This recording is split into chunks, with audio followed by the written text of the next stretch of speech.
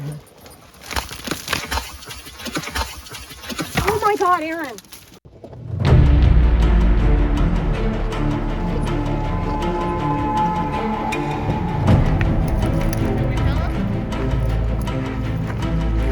Well, everyone, welcome back to our channel. This is going to be an adventure going through the historical gold mines.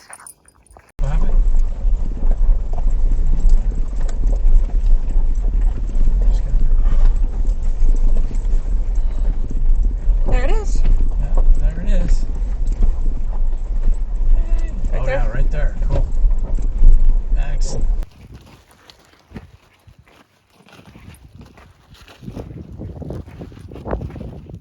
Hello?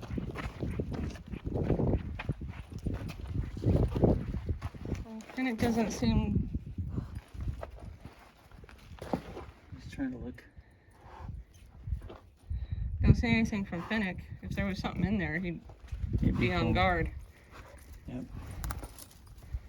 Well, I don't know if this goes very far. This may just drop back a few feet. Well, you got the flashlight. Yeah, but it's not even dark. Looks like this is pretty much all there is of this.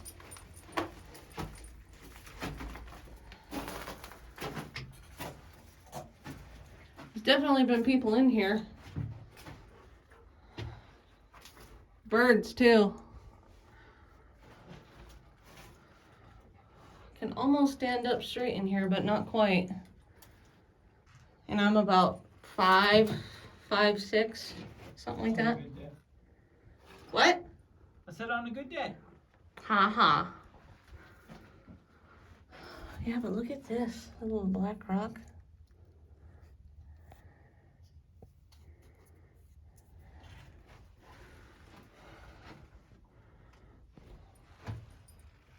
Kind of neat. All right, coming out.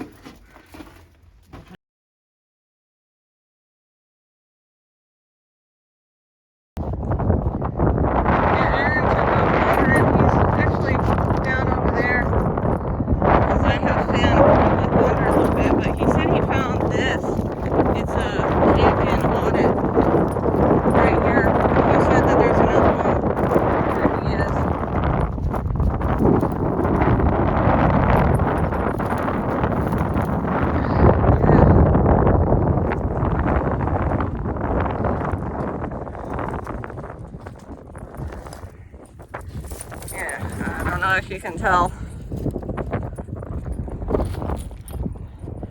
but Aaron is over there. Let's head over there. See, there's Aaron at that one. Is that one caved in too?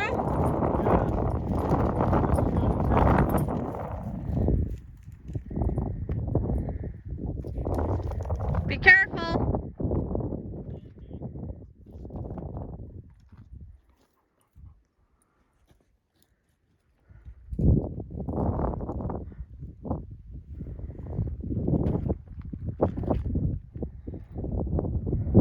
Yep.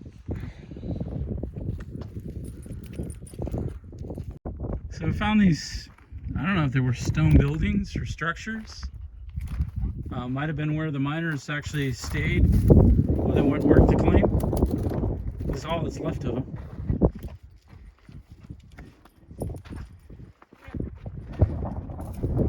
You can see the walls on this one, and then Gidget and Finn, which is Finnick, are headed to this other one right over here.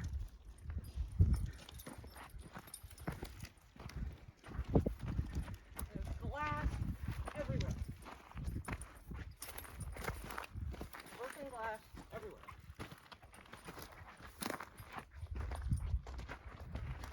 Yeah, this was definitely something at one point.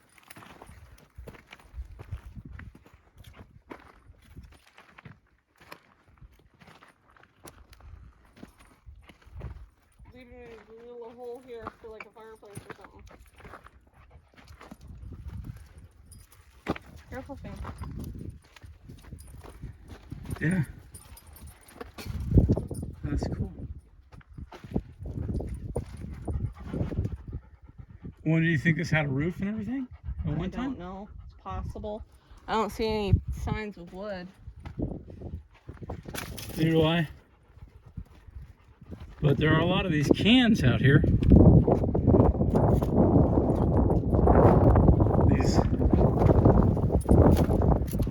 These look like barrels almost like pails. Something. They were aluminum.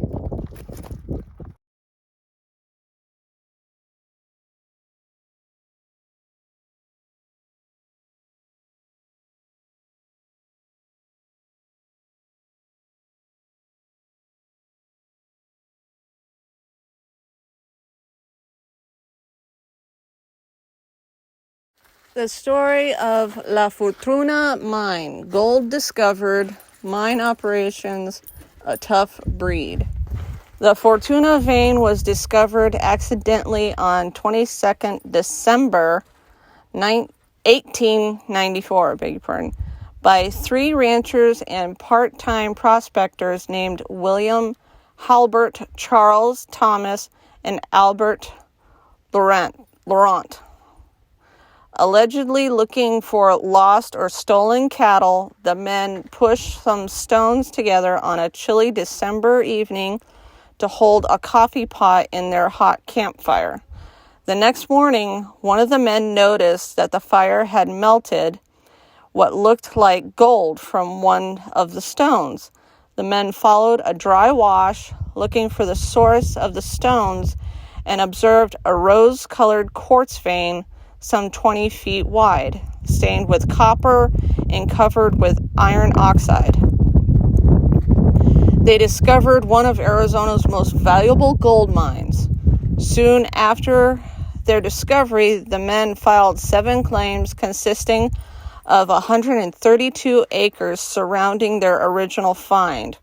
Word of gold spread quickly, and the gold mining investor named Charles Lane purchased their claim for $150,000 by 1896. The La Fortuna mine was a full profitable operation.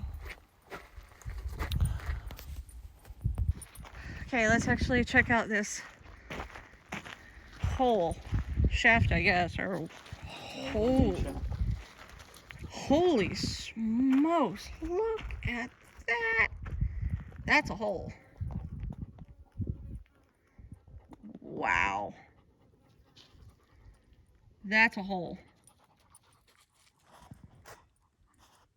That's impressive. This is closed. This is open because for bats.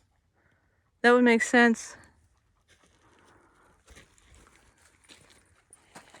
You want to walk around the back of it? Sure. The Fortuna Mine was a small city at the height of production in the 1900s. Almost 100 people lived, worked, and visited the site with regularity. The mine company employed most of the citizens of Fortuna: carpenters, blacksmiths, mechanics, cooks, managers, and more than 29 miners worked to remove the gold from the earth. Those who didn't work in the mine supported the miners. A complement of 6 teamsters used mule teams to carry goods and explosives to the mine and transport processed ore to the Blaisdell Southern Pacific Railroad station. The city of Fortuna had a general store, barbershop, schoolhouse, physician, and several saloons. Some mine employees and shopkeepers lived in Fortuna with their families in 1900. Approximately 19 women and 12 children lived at Fortuna. On paydays, the size of the female population temporarily increased with transient prostitution. The Arizona Territory could be a difficult place to live. The townsfolk of Fortuna lived hard lives, adapting to their environment. The Fortuna mine was worked year-round in the summer months with temperatures that could reach 120 degrees. People often slept outdoors and built shades over their homes from surrounding plants. Affluent members of the mining community, such as managers, foremen, and engineers, lived in homes constructed of lumber. Basic employees often lived in tents, stone structures, and bunkhouses. Life was a constant challenge at Fortuna, but the citizens still managed to throw the occasional dances and participate in celebrations such as Christmas, Independence, and New Year's Day. Still, a mining town is a dangerous place to work, and the Fortuna Mine had to deal with occasional injuries and deaths related to mining accidents. The environment and the prevalence of firearms today, the crumbling remains of grave sites, structures, and prospects bear silent testimony to the determination and spirit of those who helped settle the Arizona territory.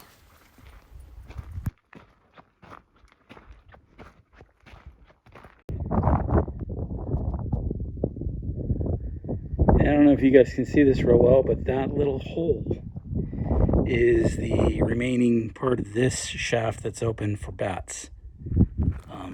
Back off here so you guys can see this. Over here we have another audit that we found.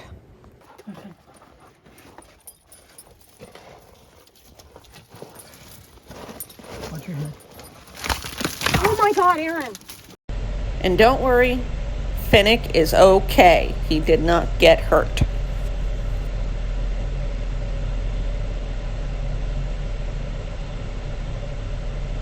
And the mine came down, but the power of the ring protected it.